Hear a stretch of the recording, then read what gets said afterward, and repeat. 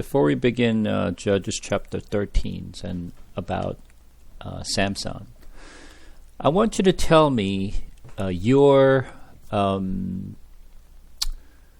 understanding of Samson. When you hear the word Samson from the Bible, what comes to your mind? Strong. What else? Long hair.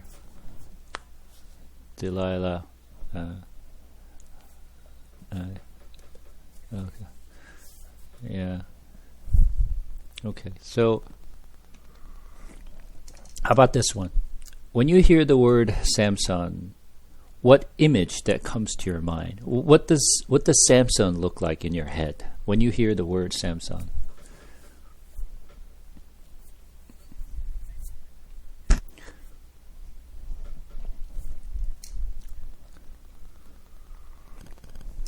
Mm-hmm.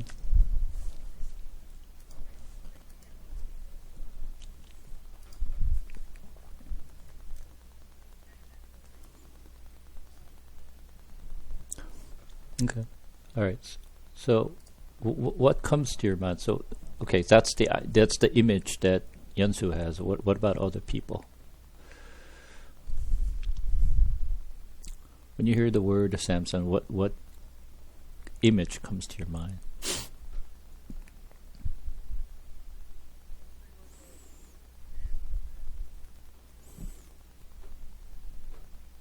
Manly man, long hair.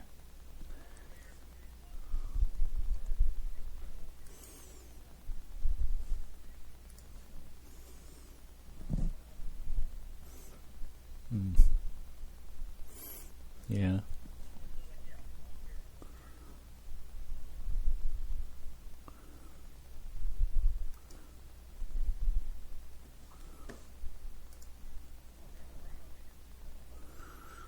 Okay. So let me ask you this: why do you have that kind of image in your head?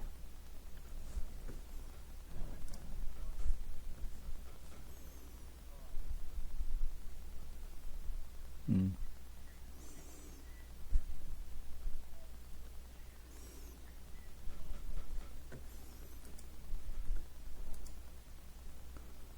Okay. Is that how you learned?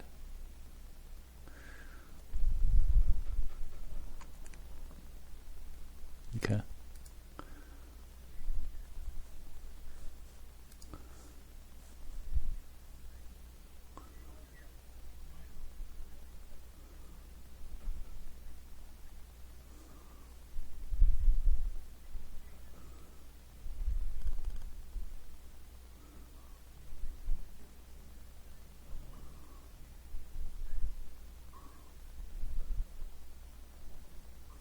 Okay.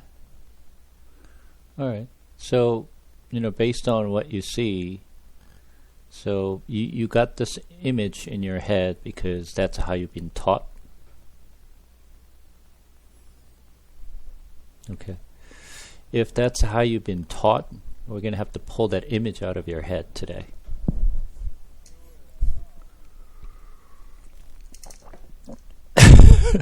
Yeah, it's like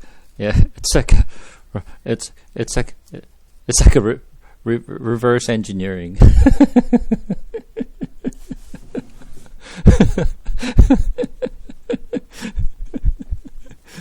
Okay.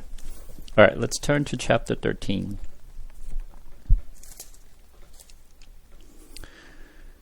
And the people of Israel again did what was evil in the sight of the Lord, so the Lord gave them into the hand of the Philistine for 40 years.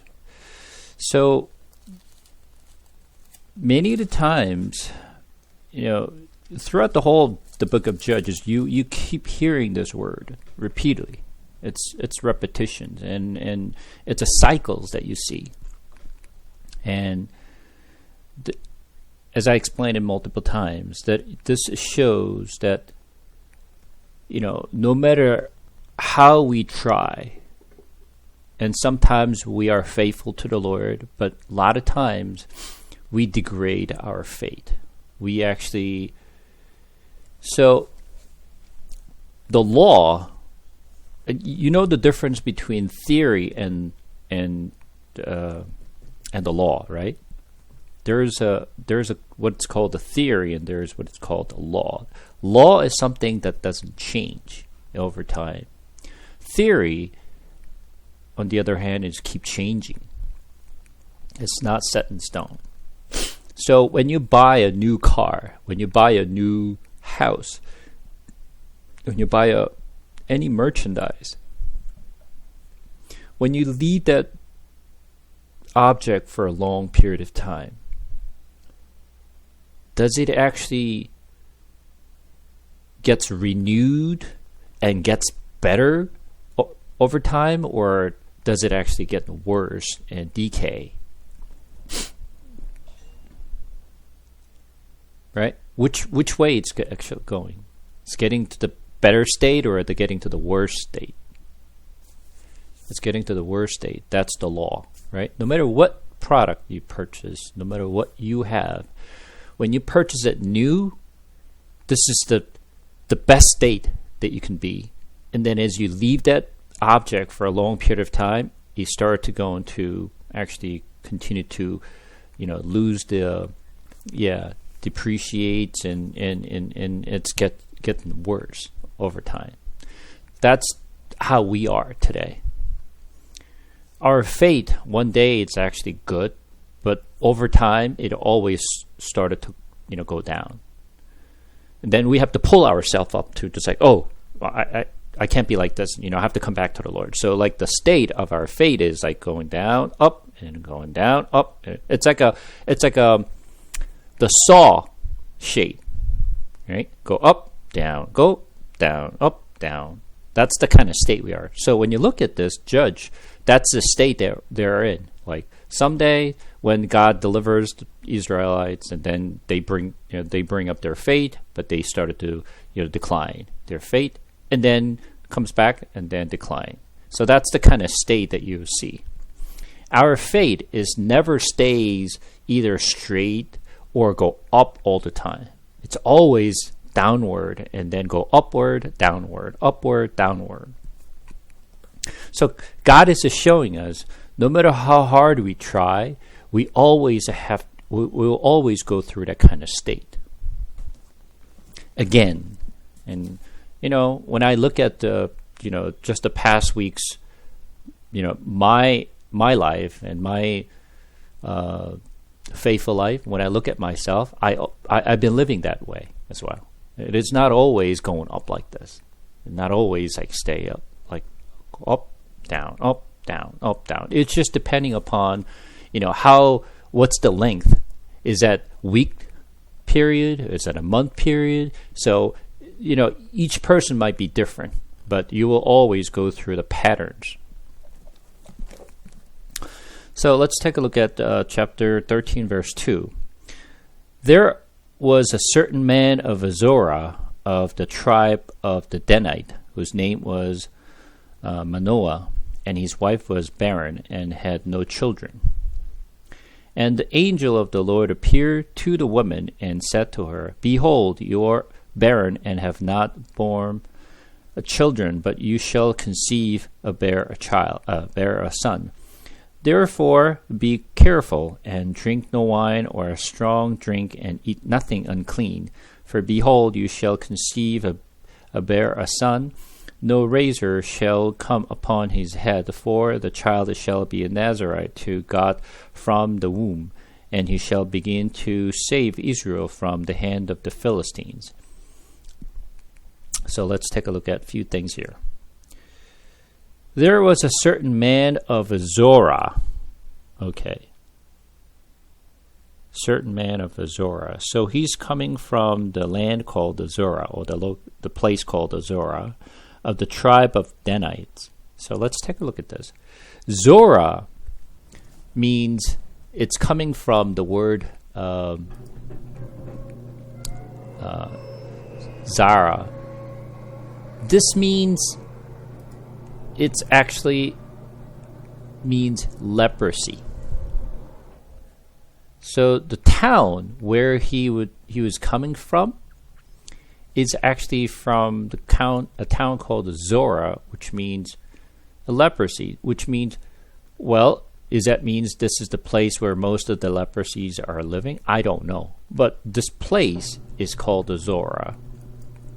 And it happened to be the leprosy. And he's coming from the tribe of Den. So when you hear the Den, do you actually have a good image of a Den? The tribe of Dan? No, we don't. So let's start from this. He's coming from a town called Zora, and he's coming from the tribe of the Den, which is probably the worst tribe. From the worst place is cold, right? It's not worthy place. It's where it starts. That's where the deliverers are coming from. As if Jesus was born in Bethlehem, but he was raised in Nazareth. What's the place called Nazareth? What kind of people are living in Nazareth? So think of this way. You never lived in really New York City, but you hear the word Harlem, right? In New York City, in Manhattan. Even though you never lived in Harlem, when you hear the word Harlem, what comes to your mind? What kind of image comes to your mind? Yeah, right.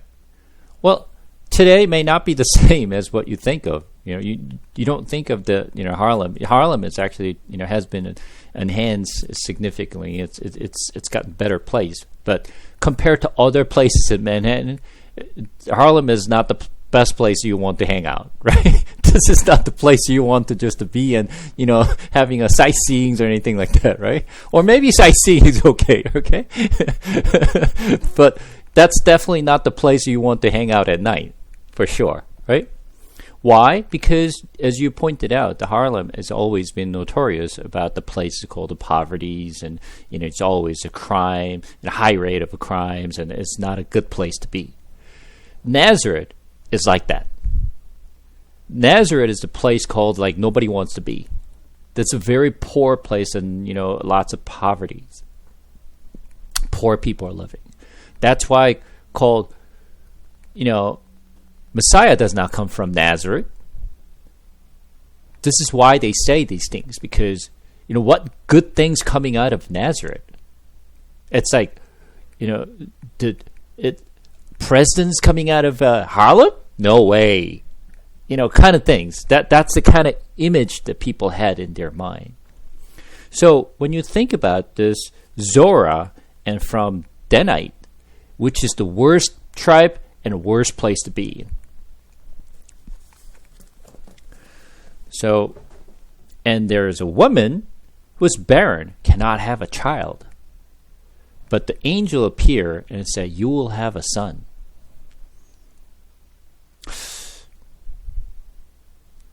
Mary was a virgin, not supposed to have a child, but she had a child.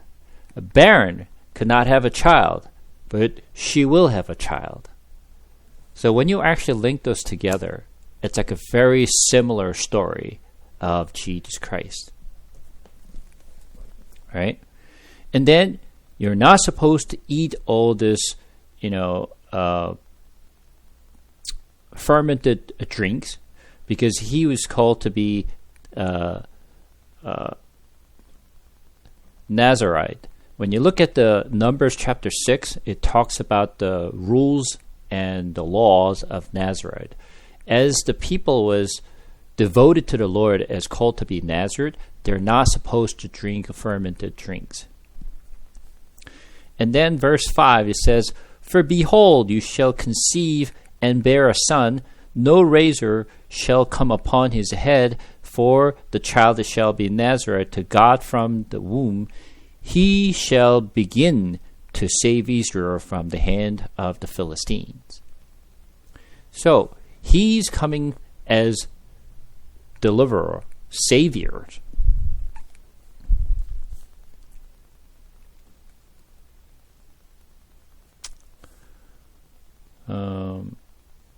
Verse 6. Then the woman came and told her husband, "A man of God came to me, and his appearance was like the appearance of the angel of God, very awesome. I did not ask him where he was from, and he did not tell me his name. But he said to me, Behold, you shall conceive and bear a son. So then drink no wine or strong drink, and eat nothing unclean, for the child shall be a Nazarite to God from the womb to the day of his death." So this son will be devoted to the Lord. That's why he's not supposed to drink any strong drinks or fermented drinks. Then Manoah prayed to the Lord and said, "O Lord, please let the man of God whom you send come again to us and teach us what we are to do with the child who will be born." When I look at this, I don't know about, this Samson's dead, but, just for this particular things that he was thinking about, I admire. And this, every parent or every parents should have this kind of prayer. This is something I didn't do before. And how should I raise my kids? Lord, teach me how to raise a child, which is a good prayer. And God listened to the voice of Manoah, and the angel of God came again to the woman as she sat in the field, but Manoah, her husband, was not with her. Interesting part is Manoah is the one who's praying, but the angel of the Lord appeared at the woman. It's like, what? Manoah is the person who prayed, and he's saying, teach us how to raise our kids. But the angel of the Lord does not appear to Manoah, which is the one who prayed, but to his wife.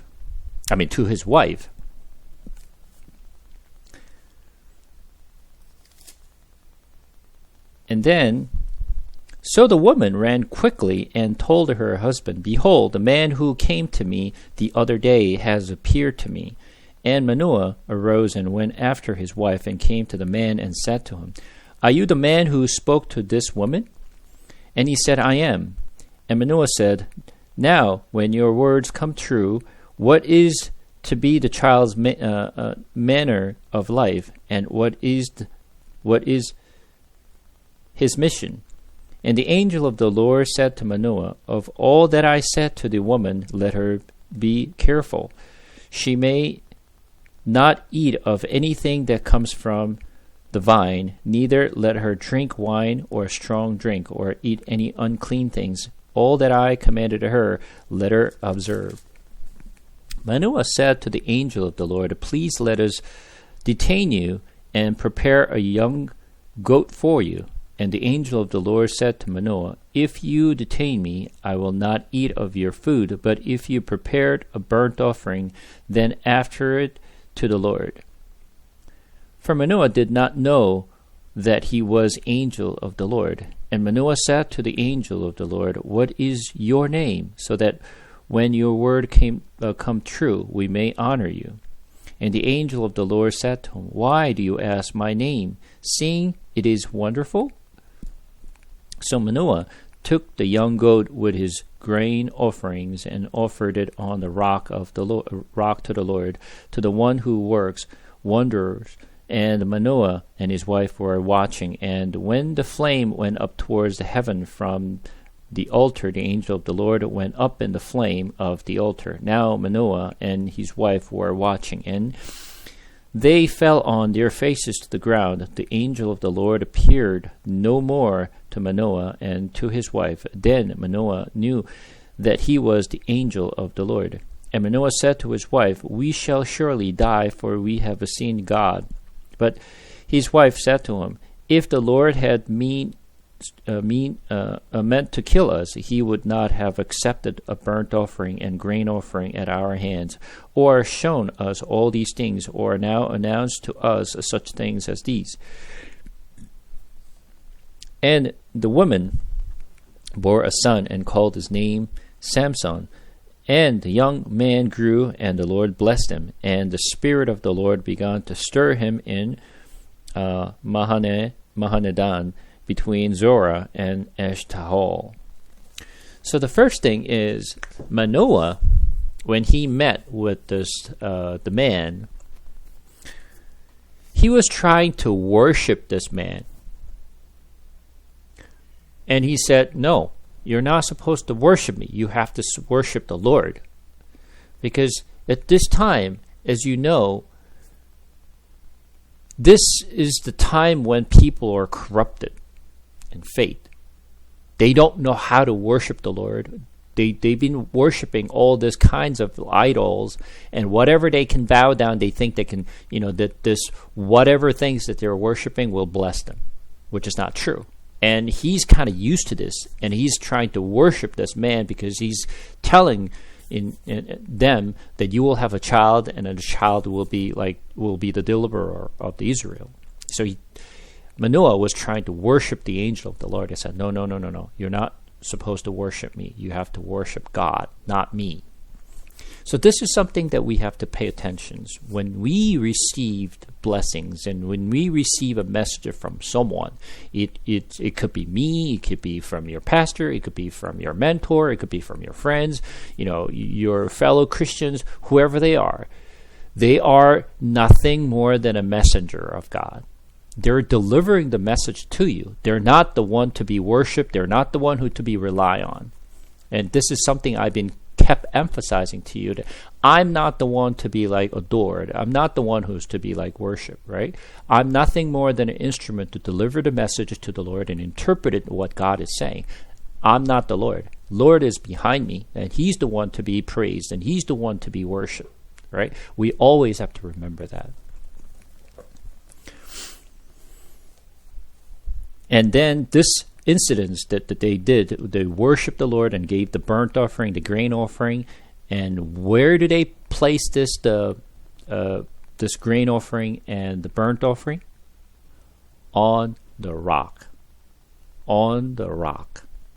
And then where did the flame come from? So what did he say here? Verse 20.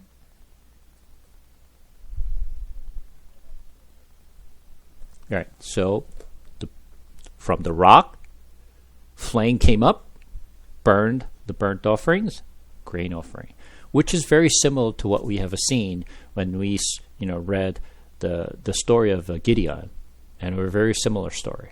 Remember that? And then the Spirit of the Lord stirred up, right? When you look at the verse 25, and the Spirit of the Lord began to stir him. Who's him? Samson, right? So the Spirit of the Lord began to stir him in Mahanedan, between the Zorah and Eshtaol. Samson went down to Timnah, and at Timnah he saw one of the daughters of the Philistines. Then he came up and told his fathers and mother, I saw one of the daughters of the Philistines at Timnah, and now get her for me as my wife. But his father and mother said to him, Is there not a woman among the daughters of your relatives, or among all our people, and that you must go to take a wife from the uncircumcised Philistines? But Samson said to his father, Get her for me, and for she is right in my eyes. His father and mother did not know that it was from the Lord. He was seeking an opportunity against the Philistines. At that time, the Philistine ruled over Israel. Okay. Here comes my interpretations of this story. All right. So I'm going to map it into the Samson as a Jesus. The Philistine girl, we don't even know her name, Philistine girl, is a Gentile woman, not a uncircumcised woman. But this uncircumcised woman is where is who Samson loves. Right? And then we're going to take a look at this woman. Continue on. Then Samson went down with his father and mother to Timnah, and they came to the vineyard of Timnah, and behold, a young lion came toward him, roaring. The Spirit of the Lord rushed upon him, and although he had nothing in his hand, he tore the lion in pieces as one tears a young goat. But he did not tell his father or his mother what he had done. Then he went down and talked with the woman, and she was right in Samson's eyes. So when you look at the story, there's no good reason why the Samson fell in love with this woman, the Philistine woman. Just he said, well, get her for me, for she is right in my eyes. That's all he said. Right? So when you look at verse 7, same thing. Then he went down and talked with the woman, and she was right in Samson's eyes. It's not because she was better or, she was, good looking. Nothing like that. It's just like it's good in Samson's eyes. Continue on.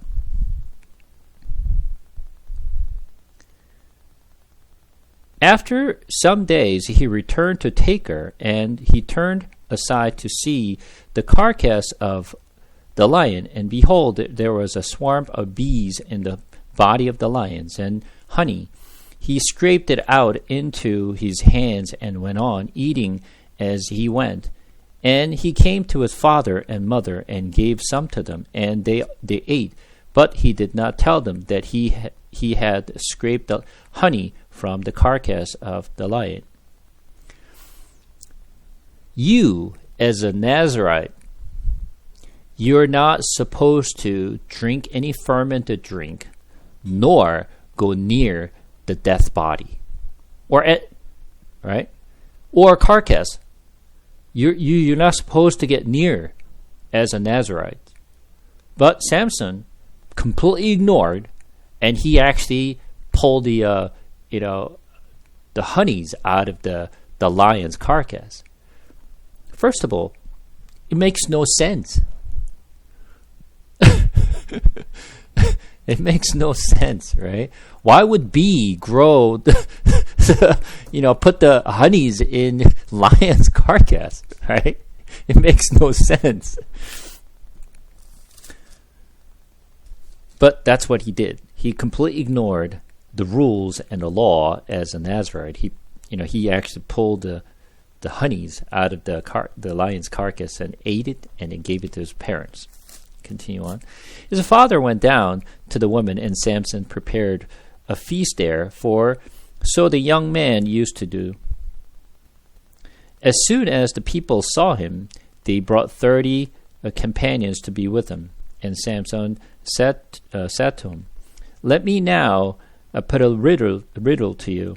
If you can tell me what it is within the 7 days as the feast, and find out, then I will give you 30 linen garment and 30 changes of a cloth. But if you cannot tell me what it is, then you shall give me 30 linen garments and 30 changes of a cloth." And they said to him, "Put your riddle, and we may hear it."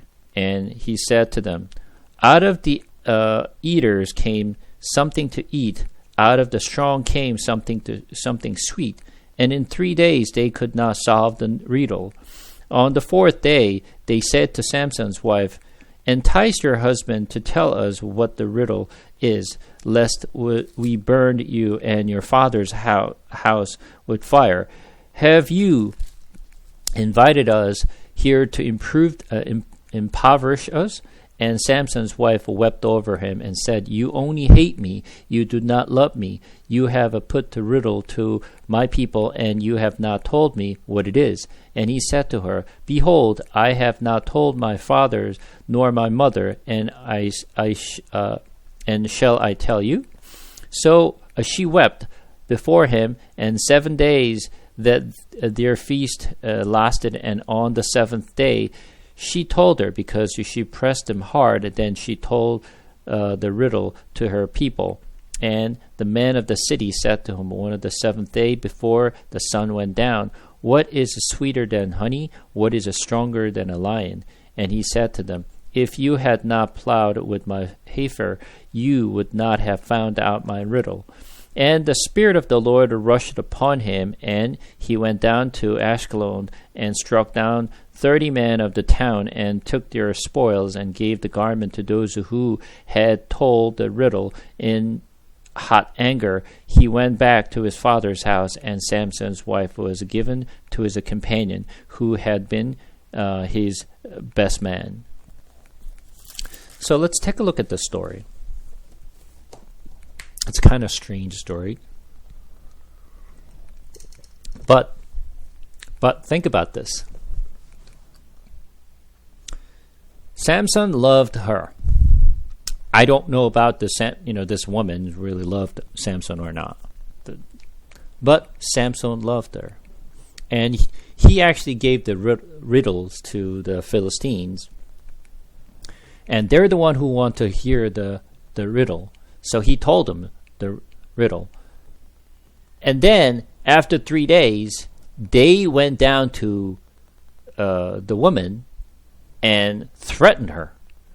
If you don't tell us the answer of his riddle, we're going to burn you and your father's house. So the woman ran to Samson and said, "If you love me, tell me the answer." So when you hear this, what is her interest? Yeah, she's manipulative, but her interest is not Samson. Interest is for her, for her house, and for his people. Samson is not in the picture. Right? When you look at this story overall, her interest is not for him. I'm not so sure whether this woman truly loved Samson. Samson loved her, but she does not love him. Only thing she cares is herself, her family, and her people. That's all she cares about. She doesn't have interest for Samson. Right? But Samson loved her, so eventually he told her the answer. So that means, even though Samson knew that she would actually tell her people about this answer, Samson gave that answers to her. Even though he knows that she would actually tell other people. So it's like a one-way love. It's like woman, right? In story, it's like Israel, and it's like the church. Samson, you can actually map it into Jesus, who loves people. His church. His people. But the church and the Israel, their interest is only about themselves and for their own benefit. It's not the love for the man. So the Spirit of the Lord came upon him, and then he was able to actually, beat out the people, and then brought the clothes and the money and a garment and actually gave it to those people. So the story ends here, the one story. So the whole thing was planned out by who? Whose plan was this? No, the whole plan, it was the Lord's plan. It was not the Samson's plan. It's not their parents' plan. It was the Lord who planned to have this happen. Everything was mapped out, and plotted by the Lord. It is not by anyone else. It was God who actually planned it. It was the God who actually executed it. It's just that Samson was used to actually, execute this plan. He was just the executioner.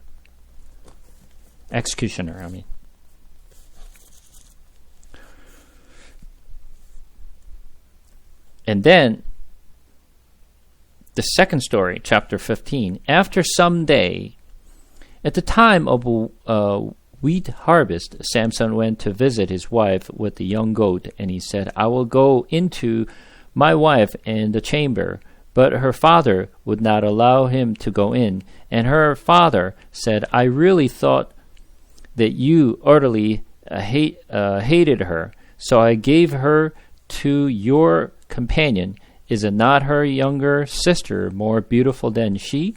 Please take her instead. And Samson said to him, This time I shall be innocent in regards to the Philistines when I do them harm. So Samson went and caught 300 foxes and took torches, and he turned them tail to tail and put a torch between each pair of tails. And when he had set fire to the torches, he let the foxes go into the standing grain of the Philistines and set fire to the stacked grain and the standing grain, as well as the olive orchard. Then the Philistines said, Who has done this? Then they said to Samson, the son-in-law of the Timnite, because he has taken his wife and given her to his companion. And the Philistine came up and burned her and her father with fire. And Samson said to him, If this is what you do, I swear I will avenge on you, and after that I will quit. And he struck them hip and thigh with a great blow, and he went down and stayed in the cleft of the rock of Etham. Then the Philistine came up and encamped in Judah and made a raid on Lehi. And the men of Judah said, Why have you come up against us? They said, We have come up to bind Samson, to do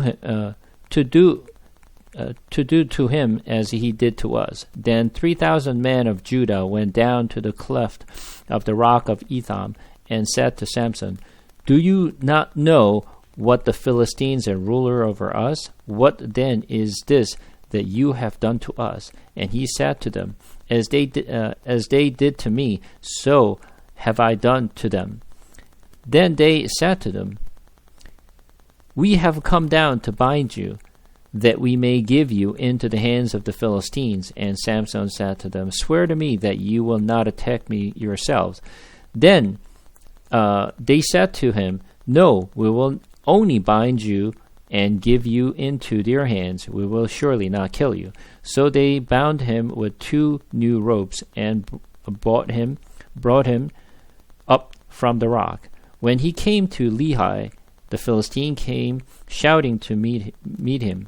Then the Spirit of the Lord rushed upon him, and the rope that were on his arm became as a flex as the caught fire, and his bound melted off his hands. And he found a fresh jawbones of the donkey, and put out his hand, and took it, and with it he struck 1,000 men. And Samson said, With the jawbones of the donkey, heaps upon heaps, with the jawbone of the donkey, have I struck down 1,000 men. So, let's take a look at the story for a second. So obviously, Samson, the father-in-law, was actually gave, the woman that Samson loved, and gave it to his companion.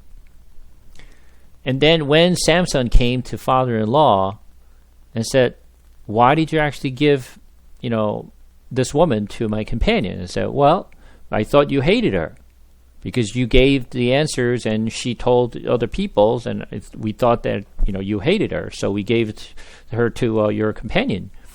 But how about her sister? Her sister is much beautiful than the woman you love. I said, No, I don't want it. And then he was mad at Philistines, and he actually caught up this fox, and then tied up all this foxtails and put a torches bound to it, and then let the foxes run to the farms, and then he burned all the farms, and obviously Philistines were mad, and then they all came up to Israelites and said, we all came up to bind up the Samson, and the response of the Israelite to the Philistine is, okay, we'll do it for you. And then he went to the Etham, the rock of Etham, and then actually he binded up the Samson. So when you look at their claim, I said, Samson, you know that Philistines are ruling over us. Why are you stirring up the situations? Why are you making this fuss and mess? We just want to be quiet, and they're ruling over us. We don't have to do anything. We're living in peace. Why are you actually making this, the things that stirring up this, why are you making these people mad? That actually causes trouble. And then we're going to bind you up and give it to Philistines. And Samson said, promise me that you're not going to attack me. I said, no, we're not going to attack you. We're just going to bind you up, give it to the hands of Philistine. Let them handle you. So what is that saying? My hands are clean. I'm not going to kill you. We're not going to kill you. I'm going to wash my hands. It's not my hands we're going to kill you, but let Philistine kill you. So he was giving it to Philistines, and Israelites' perspective, we didn't do anything to harm you. We didn't kill you. We have nothing to do with you. We just gave you to the Philistines and let them kill you. It's not my hands, had blood on your head, but Philistine will. As if, the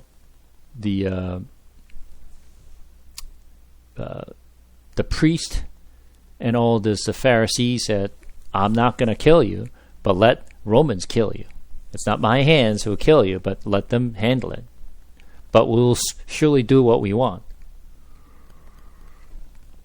And then when he actually given it to the Philistines, and the ropes that he had on his arms was just melted like wax, and then pretty much he untied everything, and he picked up the donkey's jawbones, and then he struck the 1,000 people. I don't know how hard it is to just kill people with the jawbones for 1,000 people. That's a lot. 1,000 people. That's no exaggerations that he must be he must have some kind of the muscles, or some kind of the bulkiness of his body to actually do that, right? To do so.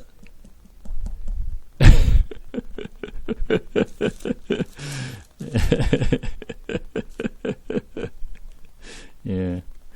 So we'll get to that later on. So, and then he killed 1,000 people with the donkey's jawbones, and he says, verse 17, as soon as he had finished speaking, he threw away the jawbones out of his hand, and that place he called Ramah Lehi. And he was very thirsty, and he called upon the Lord and said, you have granted this great salvation by the hand of your servant, and shall I now die of thirst, and I fall into the hands of the uncircumcised? And God split open the hollow place that is at Lehi, and water came out from it. And when he drank, the spirit returned, and he revived. Therefore, the name of it was called En Hakor. It is at Lehi to this day, and he judged Israel in the days of the Philistine 20 years. So, what did he claim? And verse 16 says, And Samson said, With the jawbones of a donkey, heaps upon heaps, with the jawbones of a donkey, have I struck down 1,000 men. He's boasting about killing 1,000 people with the jawbones. He's boasting about what he had done. When he boasts about his work, he's about to die in thirst. He's boasting himself about what he has done, and he's thirst of dying. But when he cried out to the Lord, and God is the one who provides the living drinks, for that he actually revived. So when he was about to boast about his work, is leading him to death.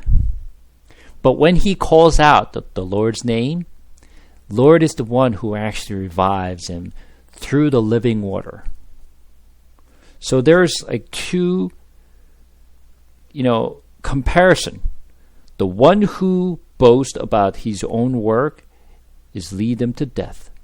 But when he calls out the Lord's name, the Lord is the one who provides the living water to revive him from the death.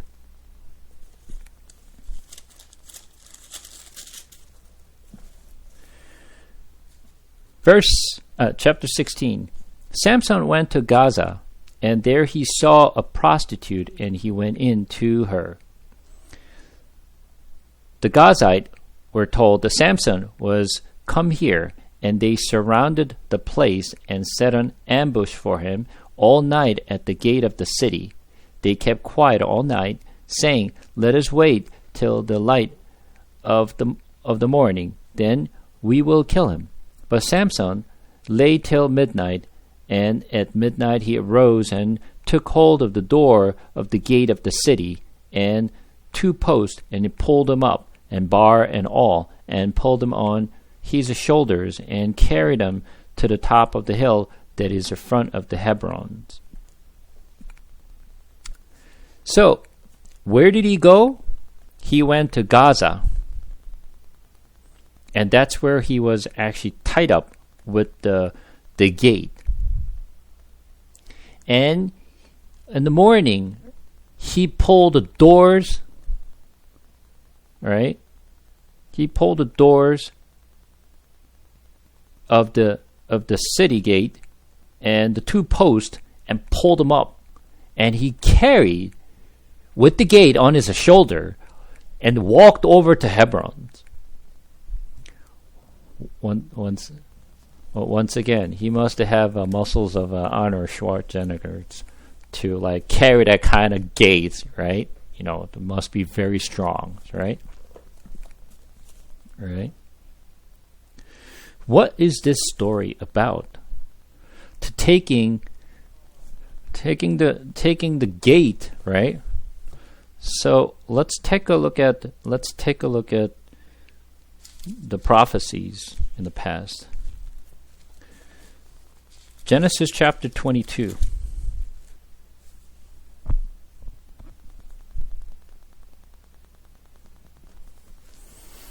Genesis chapter 22. Genesis chapter 22 is about when Abraham was giving his son Isaac to the Lord on the burnt altar. And after he was about to kill his son Isaac, obviously God called him out and said, Abraham, don't kill your son Isaac. And he prepared a young goat or the ram actually as a burnt offering. After this incident, and God told Abraham what would happen. And let's take a look at verse 15 and on. Genesis chapter 22, 15 and on.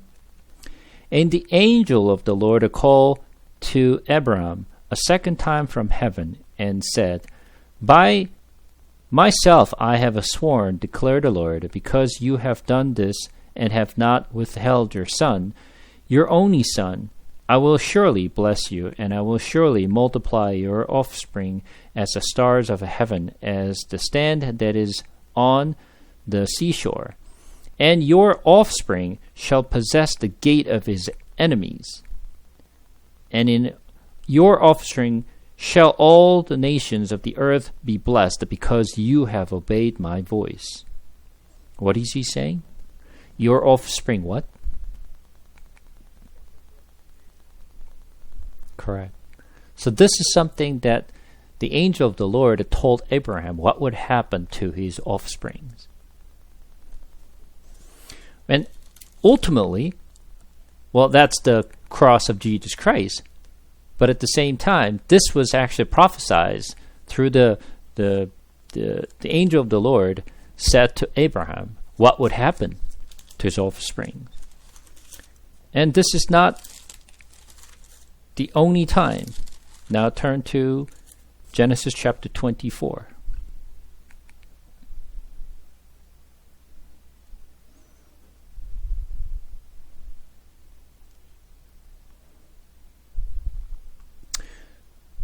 Chapter 24, verse 59 and on. So, actually, verse 57 and on. And they called Rebekah and said to her, "Will you go with this man?" She said, "I will go." So they went away, Rebekah, their sisters, and her nurse, and Abraham's servants and his men. And they blessed Rebekah and said to her, "Our sister, may you become thousands of thousands, thousands, 10,000s, and may your offspring possess the gate of those who hate him." Same thing. Your offsprings will actually take the possessions of the opposed or your enemies, which is exactly what Samson did.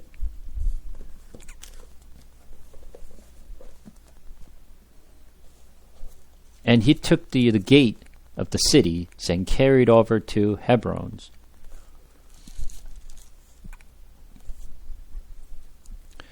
And coming back to Judges chapter 16, verse 4, after this he loved a woman in the valley of Sorek, whose name was Delilah. And the Lord of the Philistine came up to her and said to her, "Seduce him, and see where his great strength lies, and by what means we may overpower him, that we may bind him to humble him, and he will each give you 1,100 pieces of silver." So Delilah said to Samson, "Please tell me where your great strength lies, and how you might be bound, that one could subdue you." Once again, Delilah, which is another Philistine woman, and Samson loved her. And she was a prostitute. So the Philistine came to Delilah, seduce him, and tell us a secret and how to overpower him so that we can subdue him. This story is almost identical to the previous story that we just read. Samson loved the Philistine woman for no reason. It's just Samson loved the Philistine woman. Once again, Samson loved this another Philistine woman. And when the Philistine came to her and will give you 1,100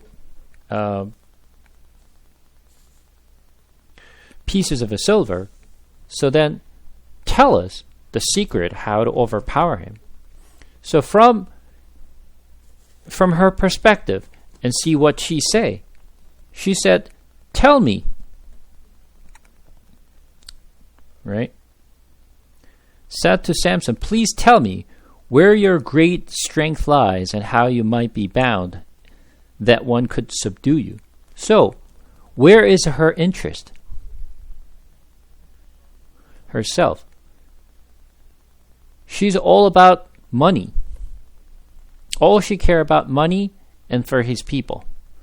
So she has no interest in Samson at all.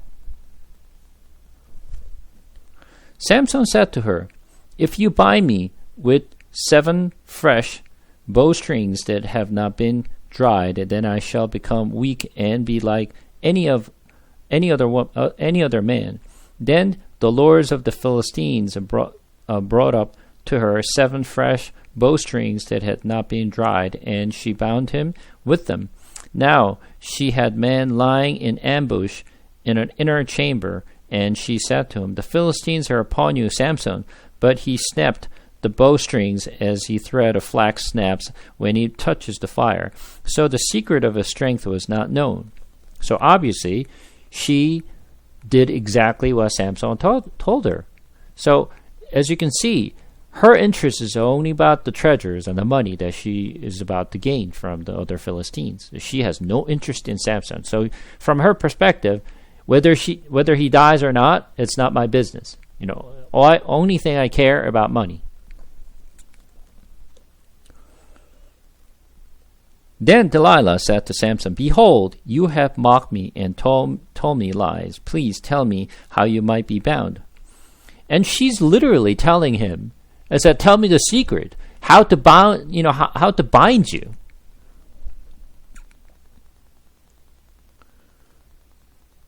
And he said to her, "If they bind me with new ropes that have not been used, then I shall become weak and be like any other man." So Delilah took new rope and bound him with them, and said to him, "The Philistines are upon you, Samson." And the men lying in ambush were in an inner chamber, but he snapped the rope off his arms like a thread.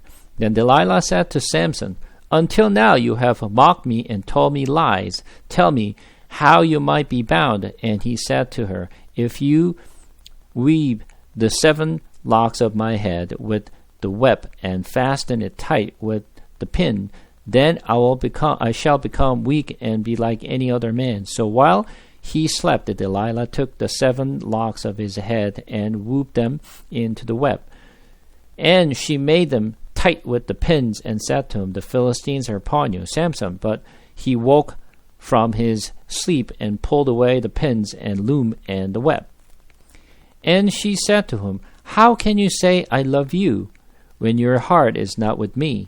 You have mocked me these 3 times, and you have not told me where your great strength lies."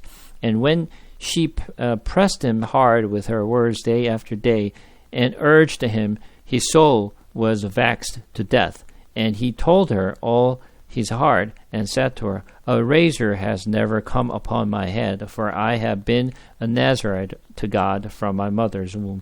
If my head is shaved, then my strength will lead me, and I shall become weak and be like any other man."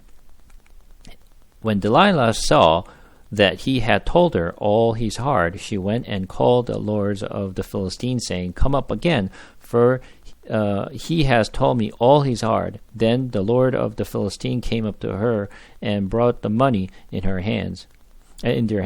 She made him sleep on her knees, and she called a man and had him shave off the 7 locks of his head. Then she began to torment him, and his strength left him.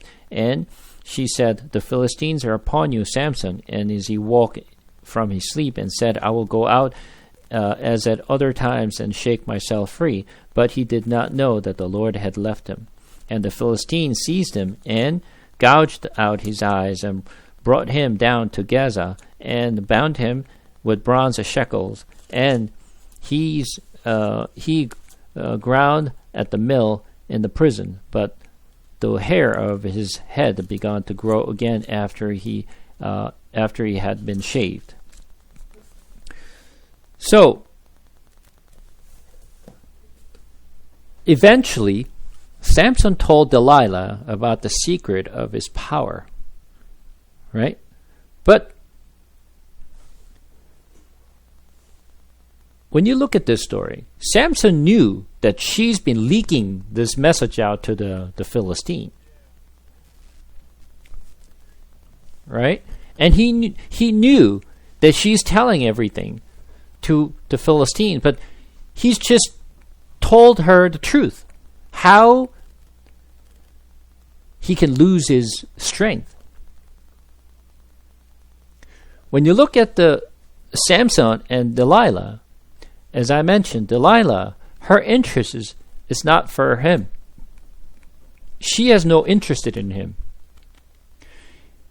Samson, on the other hand, has interest in her.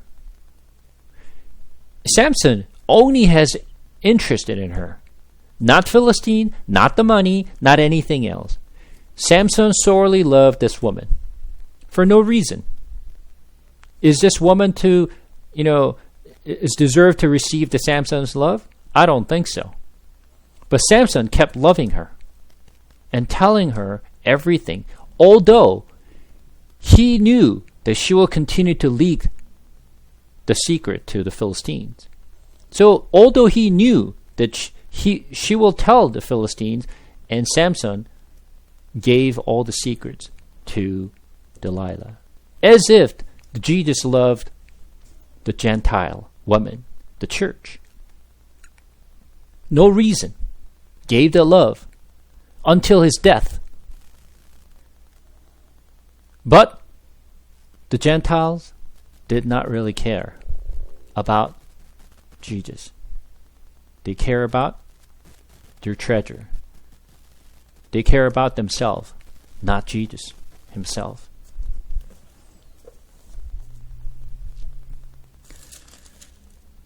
And then continue on.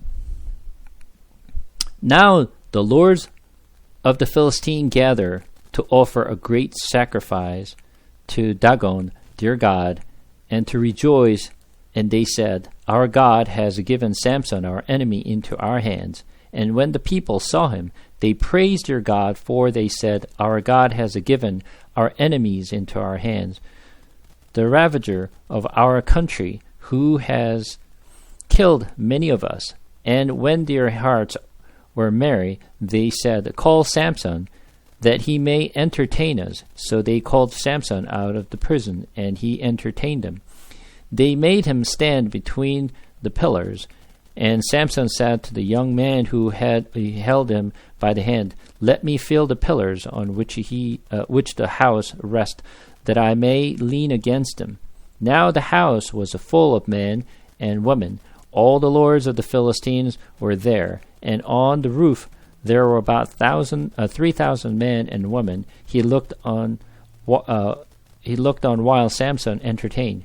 Then Samson called to the Lord and said, O Lord God, please remember me, and please strengthen me only this once, O God, that I may be avenged on the Philistine for my 2 eyes. And Samson grasped the 2 middle pillar on which the house rested, and he leaned on weight against them, his right hand on one side of his left hand on the other. And Samson said, Let me die with the Philistines. Then he bowed with all his strength, and the house fell upon the lords and upon all the people who were in it.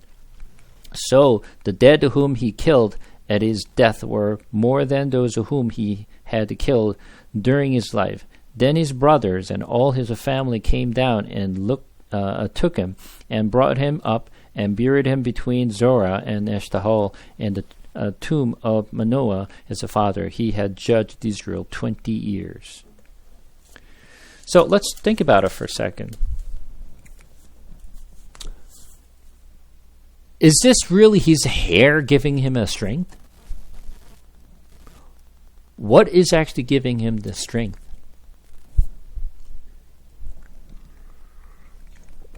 It is the Lord who actually gives him a strength. It is not the hair.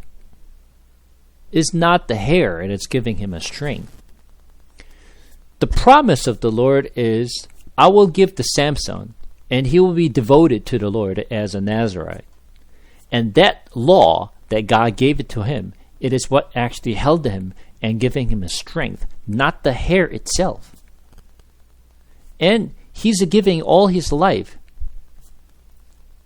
to love this woman, Delilah, even though he knows that he's going to die. It is a continuous love. And obviously this woman didn't care about Samson. And we don't know what happened to this woman either. But Samson just loved her for no reason and just gave one-way love to her. So most of us, I'll show you something here.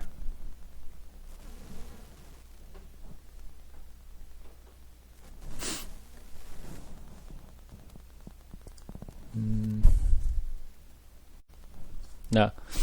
All right. So when you look at this, screen, this is a kind of one of the paintings. So this is how most people portrayed Samson, right? It's very big and muscles, something like this, right? With the big abs, right? Movie posters like this, it reminds you of like Hercules, right? Or like some type of, bodybuilders, right?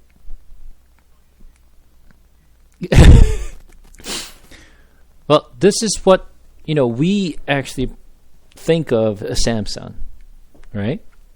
But think about it. If the Samson was like this bulky guys and, just like, very strong and muscles and very strong guy, where does the Spirit of the Lord comes into? If he was a strong, that he actually killed 1,000 people, and he was very strong that he pulled out the city gate and carried over from Gaza to Hebron's, right? He's strong enough to actually, push the pillars, both sides, and crumble the whole cities. If he himself is a strong, where does actually the work of the Spirit? And he was so strong that he struck down the lions. Well, then you don't need the Holy Spirit, right? He himself could be strong, and he could just beat out all these things, and he just is so strong that he could actually push the pillars, left and right, and then crumble the whole the cities.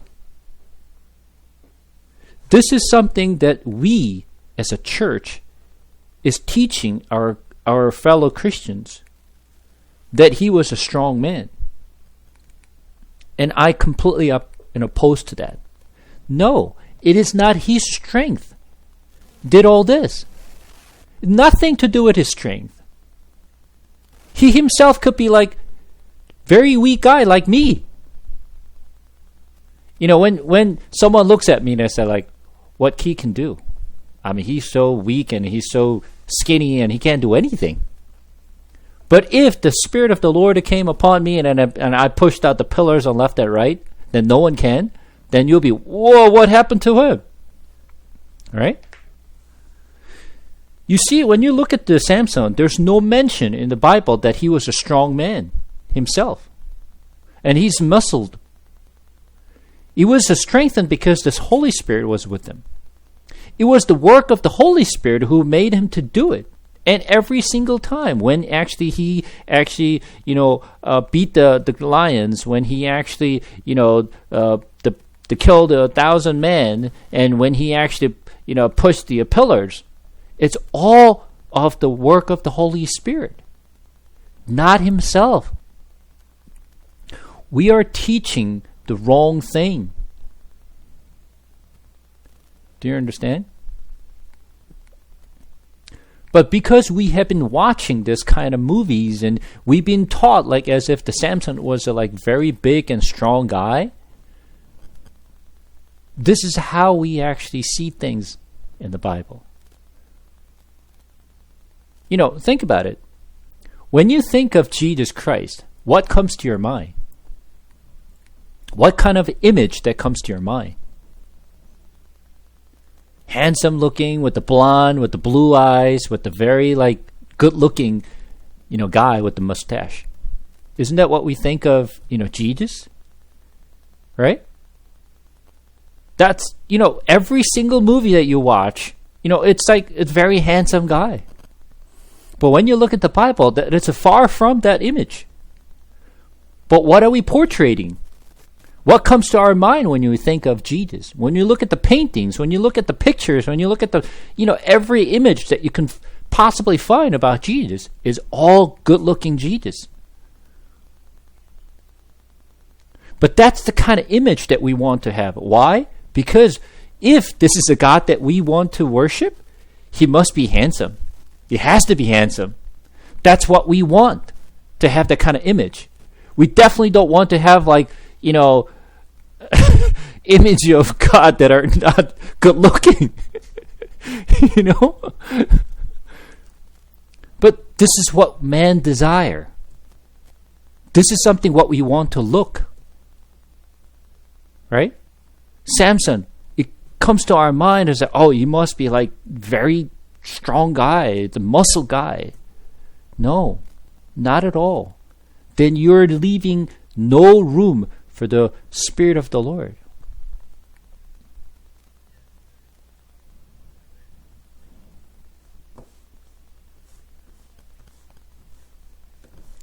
Correct. So that's very far from the image of Jesus that we think of. We still, even though we know this, when we think about Jesus, what comes to our mind, the image that it's in your head is that image that you've been taught. Like good looking, white, blonde, blue eyes, Jesus is what you think of. No. That's very far from the Bible. We have to come back to the Bible.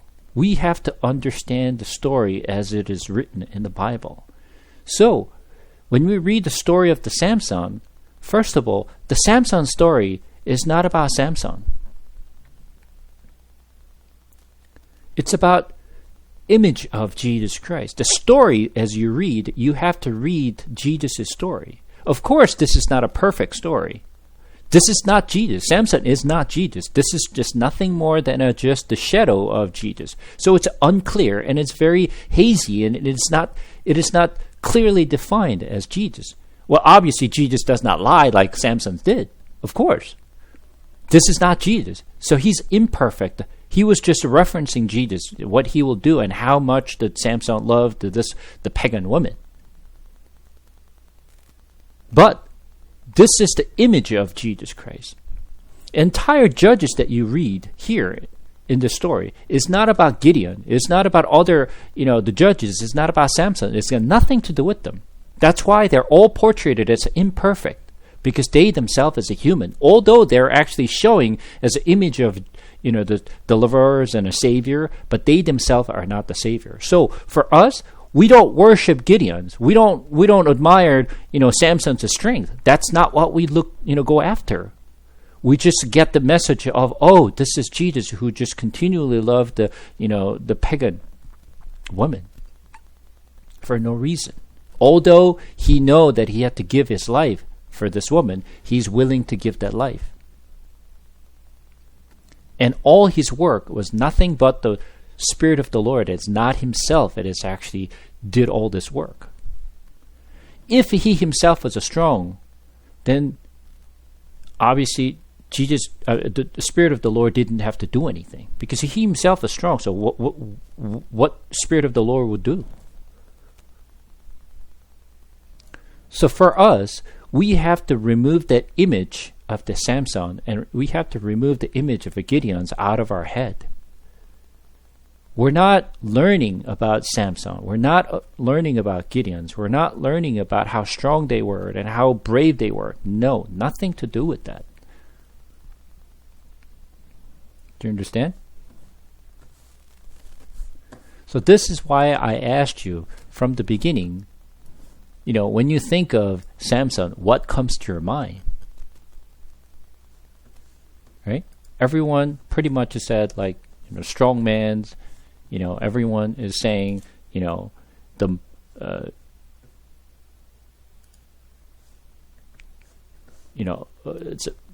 muscly guys. That's the kind of things that we imagine of a Samson.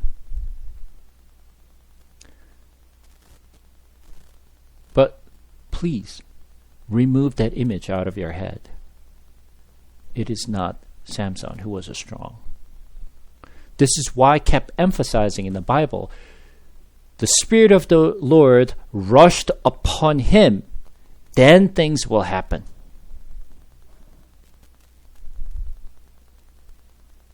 It is, I mentioned last week as well, when we do the work in the church, it is not us. Not because I'm smart, not because I'm very skilled, not because I'm good at what I do, but it's the Spirit of the Lord upon me and gives me the strength, could make me to do things. This is where he shine. It is not me. So, as I told you before, when you boast about your work, it is leading you to death. But when you call upon the Lord's name for help, that's where you received the living water to revive your souls and your spirit. This is something that we need to focus on. It is not me. I have to be small. I have to be weak in order for God to use me. When you look at the Bible, there's no story in the Bible says that they themselves are smart and strong and do. This is always the work of the Holy Spirit. It was always the Lord's power to display it over this weak people. David was what? He was just a shepherd. Right? Moses, when he was a strong and when he was a prince, God could not use him. When he was almost useless in the wilderness, that's when God called Moses, and you're ready. So never ever think that they themselves is a smart, brave, they have the strength to do it. No, nothing to do it. When they are weak, then that's where the God's power displayed over them. This is why even the story of the Gideons, when all this, people gather, tell them to go home. Because they themselves is going to boast about, we did it. No. It is not them. Remove all of them. And only leave 300 people who are very fear. And they're afraid. Acting like a dog. Leave them alone. And I'm going to display my work through them so they cannot boast about their work. It is not you who did this. It is me who made you to do this. It's always the Lord who actually makes us to do work, not ourselves. The Samson's story is the same story. It is not about the Samson itself. And we put a lot of emphasis on the judges or the people in the Bible. No. It's not about people. It's not about Adam. It's not about Abraham. It's not about Isaac. It's not about, Joseph. It's not about Jacob. It's not about Moses. It's not about any one of us. We have to look at who Jesus is, what he will do through all these people. This is why the Old Testament is nothing more than a shadow of the Jesus Christ. His work had his plan to save us, and how much he loves us, and how much we betrayed him, how much we actually selfish about ourselves, and we only care about ourselves. We don't care about the God. We don't care about Jesus. We only care about ourselves. We only care about our family. We only care about our people. That's the only thing we care about. Just like, woman in Gaza and woman in this Delilah, same thing. This woman's only care about themselves, only care about their family. They only care about their people. Nothing to do with Samson. We can kill them with no second thought. So, what I want to actually just, share the story of the Samson is, once again, it's the same story over, which we've been talking about all this time when we're reading the Judges. It's just God is using this judge to deliver Israel.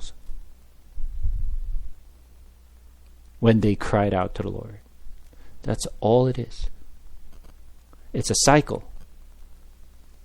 It's the patterns. When we're at peace, our faith starts to decline because we're comfortable, right? And we start to forget about Jesus. And then we try to rely on ourselves because I can do everything by myself. I don't need God's work. I started to rely on people. I started to rely on the things that I own. I trust the people who I know. That's what I started to actually rely on more than God. And that's where our faith starts to decline. And then boom, there's something happens in my life, and then we just suddenly wake up and awaken and say like, whoa, wait a second, I have to go back to the Lord. And then our faith comes up, and then God takes care of me, and He actually puts me into like peace, and then I started to decline again. Same thing. That's who we are. So we ourselves cannot do anything. It is just the Lord who has to help us to do the work. And this is why we have to pray in the morning and say, Lord, every morning I wake up. It is the life that you've given it to me. And I need to think about what I should do. What you're assigned me to do today, Lord. Help me to do what I need to do through your Spirit. It is not me. You know me very well. And as much as I do, Lord, I know I'm very weak and I can't do anything, Lord. It is you who hold me fast and, raise me up so that I can do my work, Lord. This is the story of the Bible, pretty much.